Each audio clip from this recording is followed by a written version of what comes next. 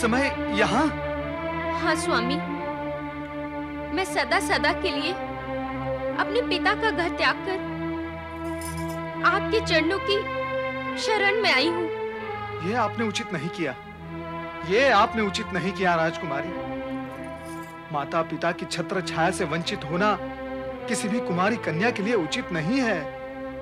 और कोई उपाय भी तो नहीं था, और मैं मन ही मन आपको। बस राजकुमारी बस।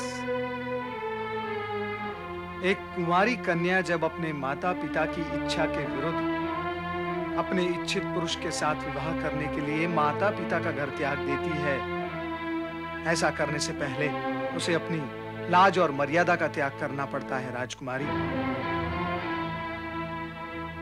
नारी यदि अपनी लाज और मर्यादा का ही त्याग कर दे तो फिर उसमें शेष क्या रह जाता है?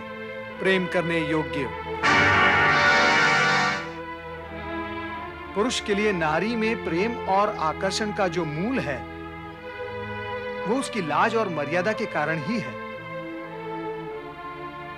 उससे हटकर जो भी है वो वासना है, आकर्षणहीन है, नश्वर है। किंतु मुनिवर, मैं आपसे प्रेम करती हूँ। किंतु मैं नहीं करता, और ऐसा करने के लिए मुझे कोई विवश भी नहीं कर सकता। तो क्या आप मेरे विषय में तनिक भी विचार नहीं करेंगे? विचार?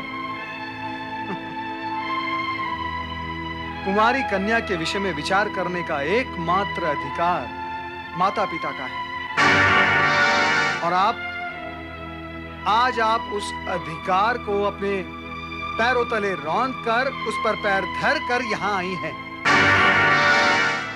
राजकुमारी दमयंती, जो संतान अपने माता पिता के आशीर्वाद को अपने माथे पर रखकर नहीं निकलती, उन्हें घर आंगन के द्वार पर ही छोड़कर आती है, वो जीवन में कभी सुखी नहीं होती।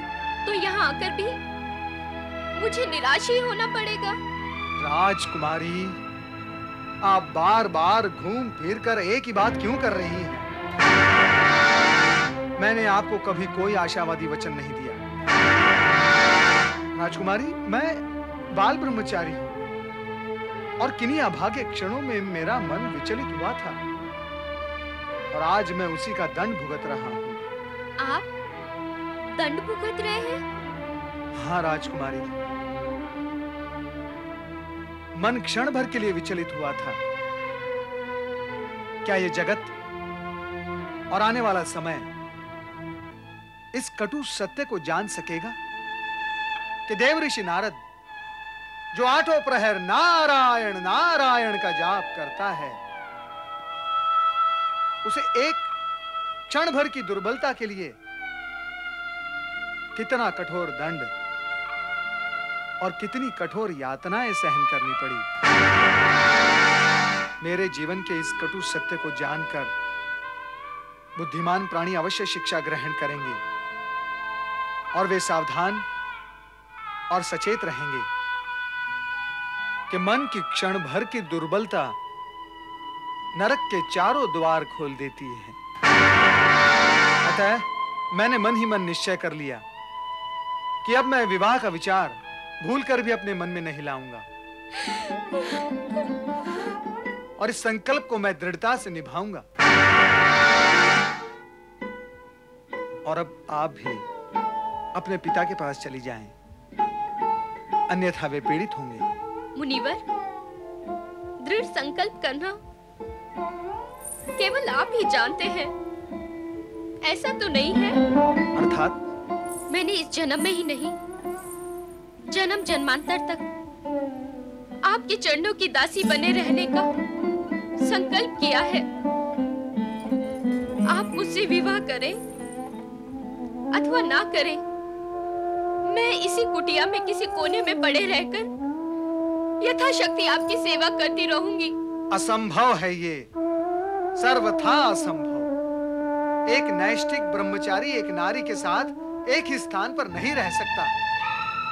यदि तुम नहीं मानती तो मैं ही कहीं और चला जाता। मेरी विनती स्वीकार करें, मैं आपको विश्वास दिलाती हूँ, मेरे रहते आपके ब्रह्मचर्य में कोई बाधा नहीं आएगी।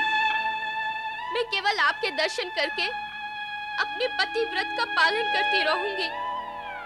मुझे अपने दर्शनों से वंचित ना करें स्वामी, मुझे अपने दर्शनों से वंचित ना करें। मुनिवर कृपा करें, राजकुमारी दमयंती को यहाँ रहने की अनुमति दे। वे अपने पिता के यहाँ लौटने की अपेक्षा प्राण त्यागने का प्रण कर चुकी है। तो भगवान भोलेनाथ ही मेरी रक्षा कर सकते हैं। तुम भी भगवान भोलेनाथ की प्रार्थना करो कि मैं श्राप मुक्त हो जाऊं और स्थिति से निकल सकूं।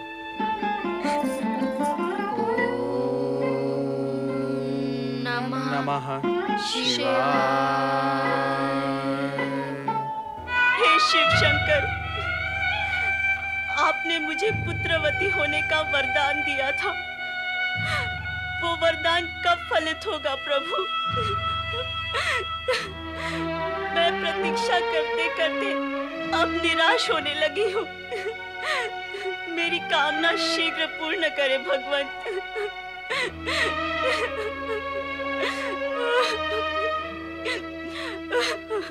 अधीर न हो देवी, भगवान शिव का वरदान अवश्य फलित होगा। उनके वचन पर भूल कर भी अविश्वास न करना। मैं अविश्वास नहीं कर रही हूँ स्वामी, मैं केवल भगवान शिव को स्मरण करा रही हूँ। सारे जगत के पालनहारा को स्मरण कराने की आवश्यकता है देवी। विलंब के कारण संभवतः तुम अधीर हो गई, किंतु यह विलंब न होकर तुम्हारे धैर्य की परीक्षा भी हो सकती है। इसलिए धीरज धारण करो।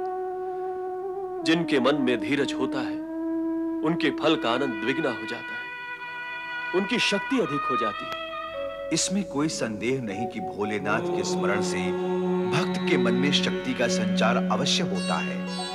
वे ही तो संपूर्ण जगत के पालनहार हैं। ये सर्वदा सत्य है। इसका ज्ञान ऋषि दधीचि को संपूर्ण रूप से था। दूसरी ओर अस्वस्थ मुनि पर्वत को स्वस्थ करने हेतु एवं शक्तिमान बनाने हेतु वन्या व उसका पिता कुरीला तन मन से उसकी सेवा में संलग्न थे।